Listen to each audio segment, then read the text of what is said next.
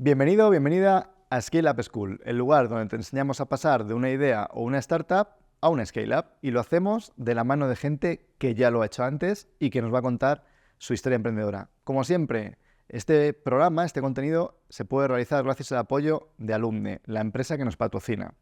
Alumne, a través de su plataforma Alumne LMS, ofrece la posibilidad de digitalizar cualquier acción formativa de manera sencilla, en unos pocos clics y de forma muy económica. Si, como cualquier empresa, tienes que formar a tus empleados, a tus colaboradores, a tus clientes, a cualquier tipo de entidad con la que te relaciones, cuenta con nuestra plataforma. Volvemos de nuevo en Scale Up School con Álvaro Pérez, fundador y CEO de Harvest Market. En la anterior parte de la entrevista nos contó cómo creó la empresa, cómo fue creciendo, cómo todo salió bien. Y ahora vamos a ver la segunda parte de la entrevista, donde nos va a contar que algunas cosas no salieron igual de bien y cómo ha terminado finalmente la compañía. Yo creo que está llena hasta arriba de aprendizajes y os recomiendo que no os lo perdáis. Qué guay. Bueno, ¿y qué pasó? Vamos a la parte interesante, ¿no? Estáis ahí, facturáis 7 millones, 50 empleados, un montón de clientes. ¿Qué ocurre? Claro. ¿Qué llega a ocurrir, no? Lo que ocurre es de lo que nadie habla, ¿no? Que es de la caja y del flujo de caja. Claro. Entonces, claro, ¿qué más te da facturar 7 millones de euros? Nosotros teníamos un buen margen, porque teníamos un margen del 35%, lo cual era bastante alto para un negocio como el nuestro, no era pura tecnología, obviamente. Pero la realidad es que la gestión de la caja es fundamental, obviamente.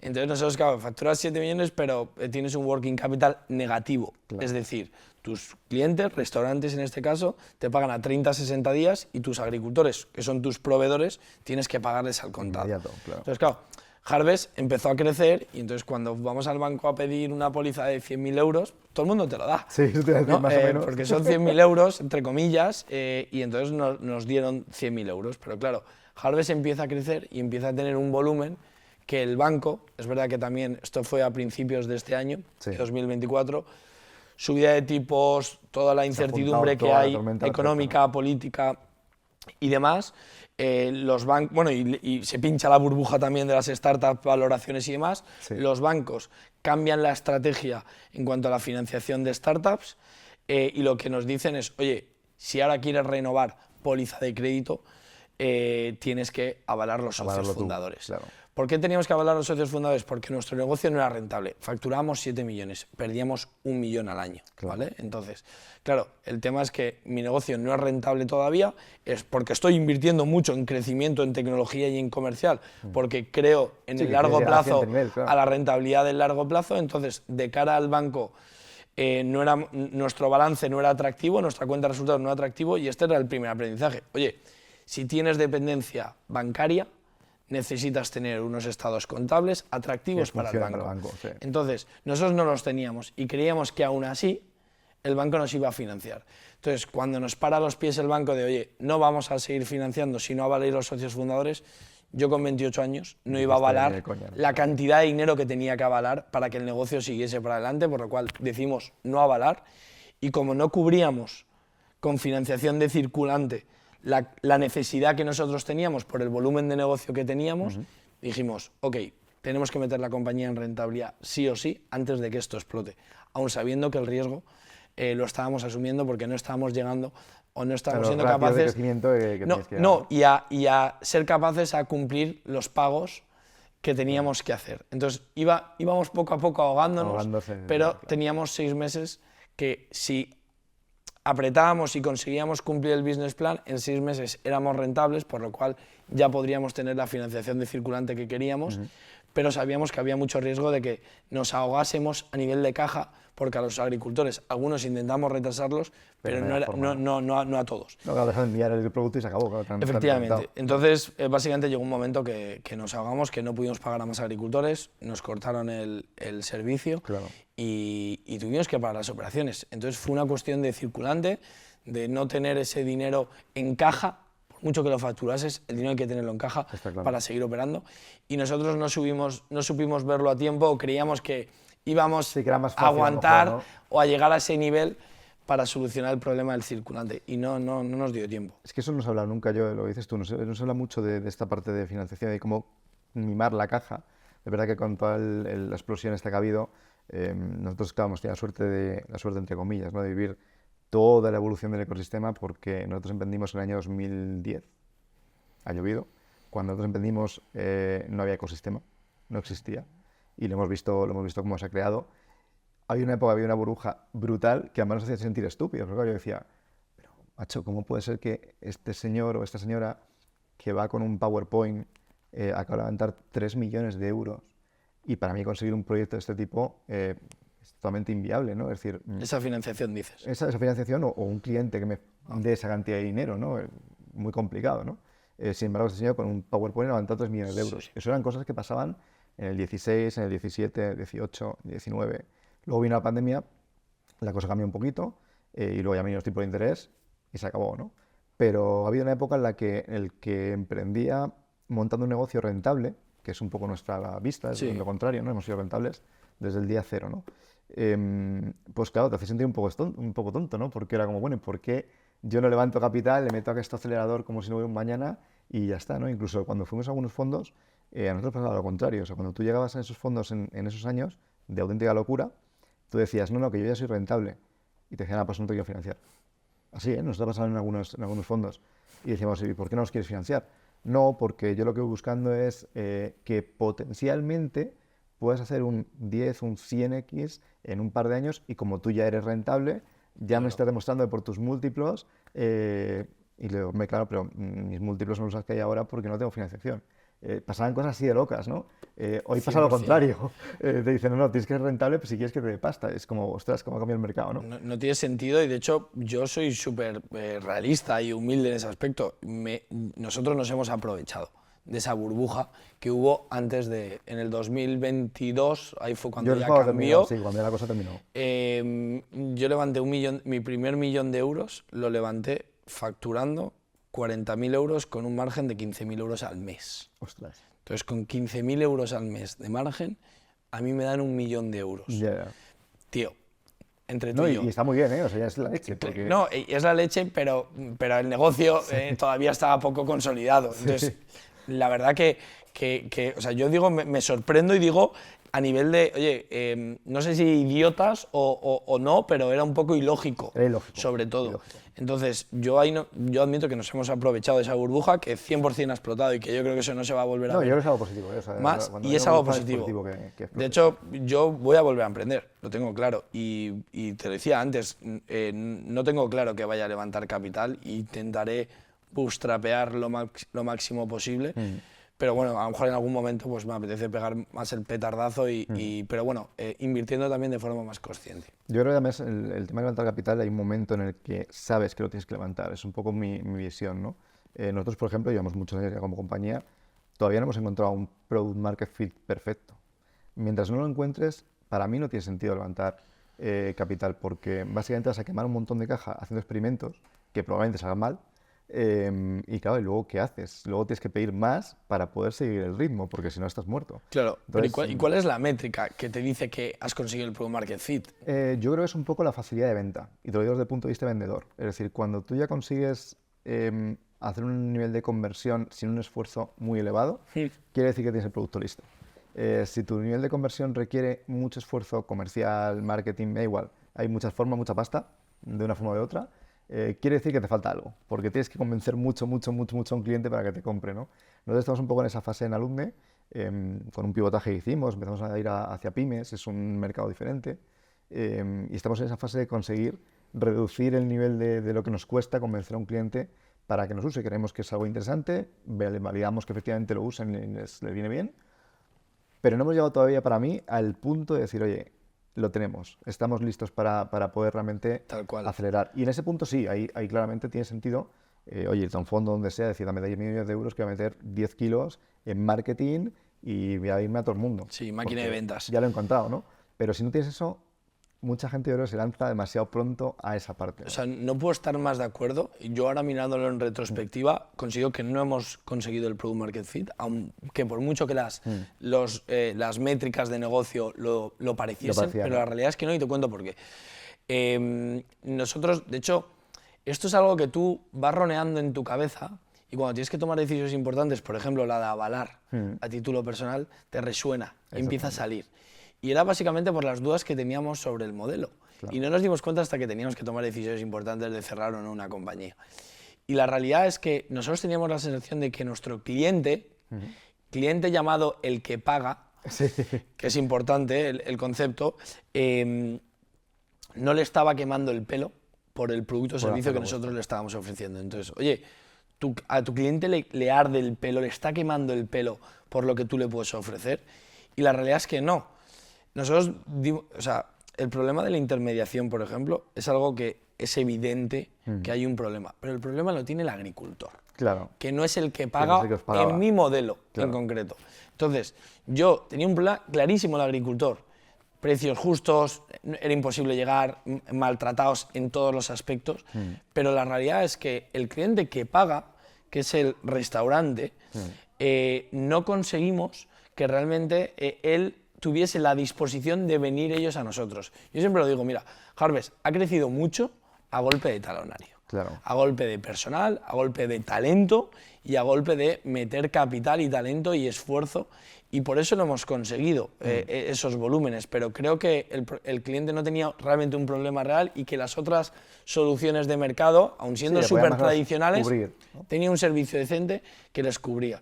Entonces, sin duda yo siento eso también, que no lo tenía, y por eso yo creo que luego tomamos la decisión de, oye, por aquí no vamos a asumir más riesgo y debemos cerrar la compañía. Es una decisión muy inteligente y es muy, muy difícil de tomar, ¿no?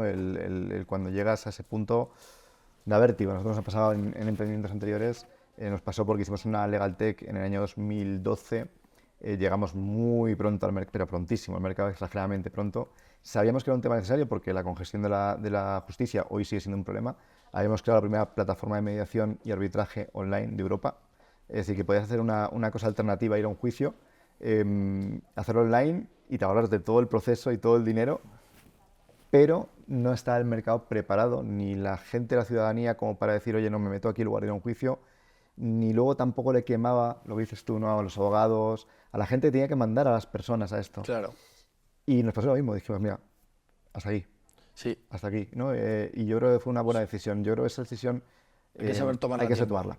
Y es complicado, es muy complicado. Tú seguramente sabes mucho mejor incluso que yo, pero hay que saber tomarla. Yo como anécdota, yo el día que cerré Harvest teníamos 2 inversores que nos metían 300.000 euros comprometidos, o sea, firmados. Sí, que lo iban a meter. 300.000 euros teníamos para invertir en Harvest. Y ahí fue cuando tuvimos que decir, oye, ¿qué hacemos? Seguimos, ya nos habíamos dado cuenta, estábamos cansados y estábamos desilusionados, ya habíamos perdido la ilusión de, oye, Harvest sigue creciendo, pero yo veo que esto se va a acabar y va a petar. O sea, Harvest llevaba varios meses creciendo y aún así veíamos que íbamos a tener un problema y habíamos perdido el convencimiento del modelo. Nos habíamos dado cuenta que nuestro cliente, el que pagaba, aunque estaba pagando cada vez más, no tenía un problema.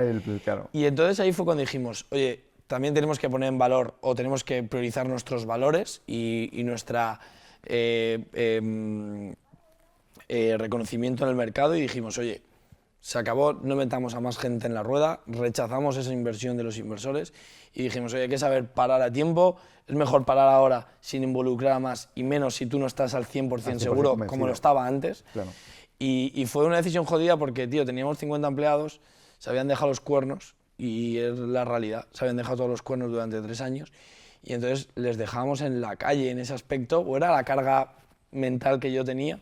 Entonces decidimos literal, en cuanto cerramos Harvest, estuvimos como un mes, full, trabajando, buscando empleo a todos los empleados. La realidad es que están todos colocados menos una persona. O sea, 49 empleados están colocados y a la gran mayoría les hemos ayudado nosotros a conseguir el curro. Y la verdad que, bueno, pues eso ha sido, joder, intentar, el momento que tomas la decisión ahora es minimizar el impacto de todos los stakeholders. Está claro. Inversores, colaboradores, proveedores, empleados, absolutamente todo el mundo. Y el impacto personal, entiendo, ¿no? ¿Cómo gestionas eso a nivel emocional, no a nivel personal? Pues mira, la primera sensación que tuve el día que decidí cerrar Harvest fue alivio. ¡Buah! Me quité una mochila, lo estoy sintiendo ahora mismo, te lo juro, ¿eh? La mochila que sentí al quitármela, y entonces sentí alivio, sentí relajación, es la verdad. Sabía que tenía muchas cosas por delante que hacer y muchas conversaciones incómodas y llamadas horribles, pero sentí alivio. Entonces me relajé. Luego empecé a hablar con la gente y preparamos un documento, obviamente, de, oye, ¿por qué habíamos tomado la decisión? Y entonces dimos contexto a todo el mundo. De hecho, yo con inversores dije, me van a matar, van a pensar que me llevo el dinero. No. Ya, pero tú en tu cabeza te empiezas a hablar mal y te crees que va a ser lo peor y que realmente van a empezar a atacarte. Sí. Tío, la respuesta generalizada fue, mil gracias por haberlo intentado, sabemos que habéis hecho todo. Todo lo que está. Aquí está claro que lo habéis hecho porque en los hitos y pruebas, iteraciones, lo habéis demostrado. Solo os puedo dar las gracias y por favor, la próxima vez que emprendas, vuelve a llamar, ¿no? y que no te dé cosa llamarme. Claro. Entonces también me alivié por eso y entonces, claro, pero ya cierro Harvest, alivio, veo que la gente lo está entendiendo, entre comillas, me pongo a ayudar a todos mis empleados, estoy un mes ayudando a mis empleados, empiezo a hacer un libro en modo terapia, quería escupir todo y entonces hice un libro de 15 áreas de la compañía y entonces empecé a hablar de mis aprendizajes en 15 áreas de la compañía que sacaré a final de año. Eso te iba a decir, luego cuando lo saques nos pasas el link y lo publicamos junto con la entrevista, ¿no? Voy a sacar el libro, obviamente, pero claro, ¿qué pasó? Esto fue en abril-mayo, hago el trabajo de ayudar a todos mis empleados, cierro, tal, no sé qué, y de repente, pero viene julio, inactividad, verano, Ya. y julio-agosto me derrumbo, sinceramente. Claro. O sea, literal. Y no voy a decir que ahora estoy bien, estoy mejor, pero julio-agosto, sinceramente me empezaron a entrar inseguridades en mí mismo, que yo nunca había sentido eso, por lo menos en los últimos 7 años. Yo trabajaba en consultoría, luego Harvest, era todo... Sí, todo muy guay, todo bien. Empuje, crecimiento, victoria, victoria, victoria, victoria. Oye, con esfuerzo y con caídas, pero siempre acabábamos ganando, es la realidad, era la sensación que yo tenía. Que te iba bien, claro. Y de repente me empiezan a entrar inseguridades, me empieza a hablar mal a mí, a que no voy a volver a conseguir mis próximos objetivos, no sé, entro en un bucle, julio-agosto, es la verdad, no lo supe llevar, porque encima decidí full desconexión, me fui a mi pueblo, a Granada, con mi abuela, amigos de toda la vida, a desconectar y no me vino bien, la inactividad y no es algo... me empezó a hablar mal, la verdad, y sinceramente en septiembre he vuelto como diferente porque ya llegó primera semana de septiembre y seguía incluso mal, pero cambié el chip y de repente, no sé por qué, se alinearon los astros y me salió mazo curro. Y entonces me he puesto literal a hacer consultoría para startups. Estoy ayudando a otras startups en sus retos de crecimiento, desde comercial, operaciones, equipo y fundraising. Estoy asesorando a 16 startups ahora mismo, que literal ha surgido todo ahora en septiembre. Y planteo mi próximo paso de, oye, pura transición, voy a aprender de otros modelos, industrias y demás, hasta que vuelva a emprender cuando encuentre una oportunidad sólida, ¿no? Y que me apasione. Claro.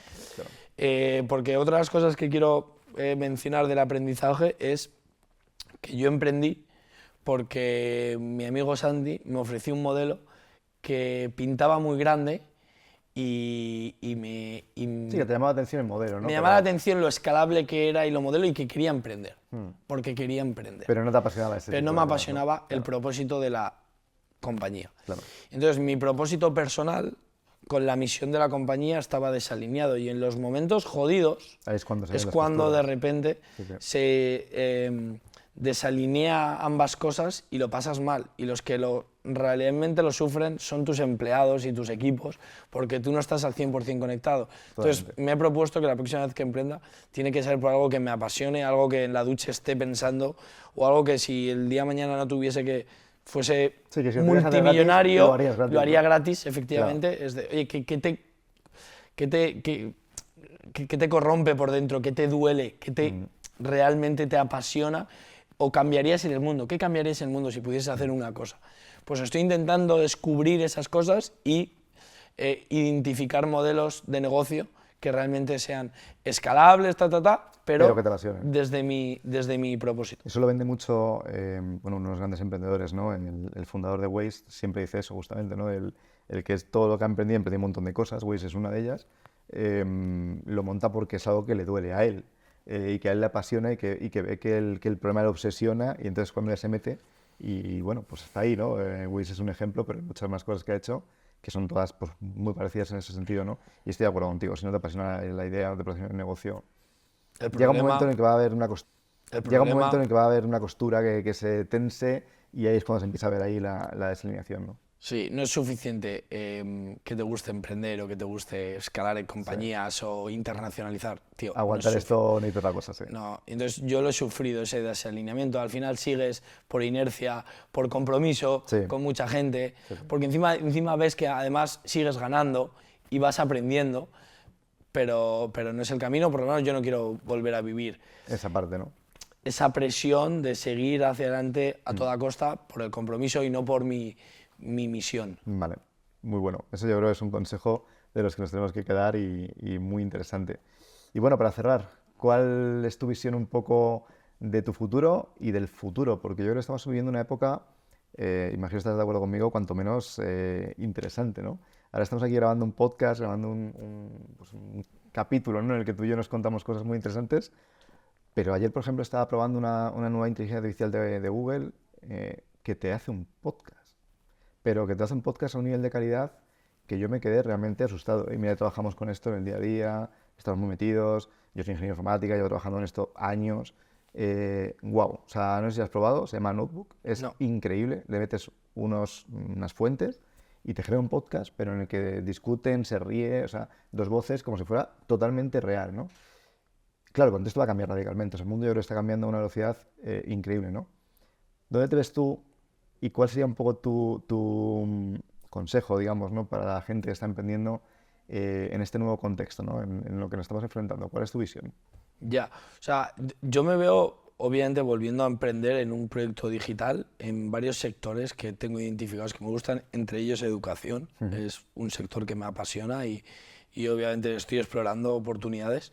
Y la realidad es que me veo emprendiendo de esta forma y en cuanto a la parte del futuro como tal, te diría que no lo tengo claro, porque sí que es cierto que veo que, joder, estamos evolucionando demasiado, la inteligencia artificial ahora está en todas partes. Una locura. Y yo, por lo menos, no tengo claro el alcance todavía que va a coger. Entonces, tampoco me quiero adentrar porque no soy nadie como para decir hacia dónde va, pero sí que creo que todavía hay muchas oportunidades en mercados atomizados y en mercados totalmente fragmentados y que realmente pues, hay muchas oportunidades, solo que hay que identificarlas. Hay que buscarla, ¿no? Y Y encontrarla. no hay que inventar la rueda para eso. Entonces, bueno, no sé, lo veo de esa forma y afrontaré la búsqueda de nuevas oportunidades desde mi propósito, desde mis pasiones. Y te iré contando. Y mientras tanto, pues estoy generando el libro que sacaré a final de año, ayudando a otros emprendedores a